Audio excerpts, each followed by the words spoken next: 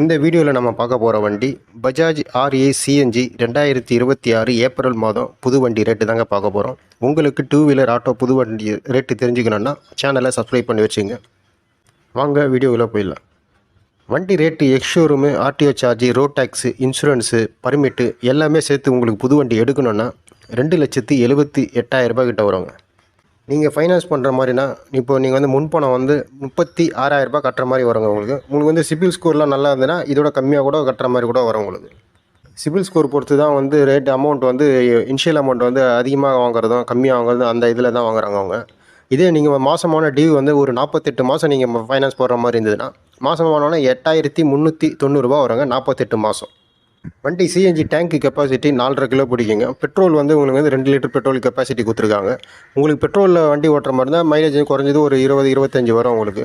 இதே நீங்கள் சிஎன்ஜிலேருந்து மைலேஜ் எவ்வளோ வரும்னு கேட்டிங்கன்னா 40-45 வருங்க. இந்த வீடியோ உங்களுக்கு பிடிச்சிருந்தா லைக் பண்ணுங்கள், ஷேர் பண்ணுங்கள், சப்ஸ்கிரைப் பண்ணுங்கள், கண்டிப்பாக ஃபாலோ பண்ணுங்கள்.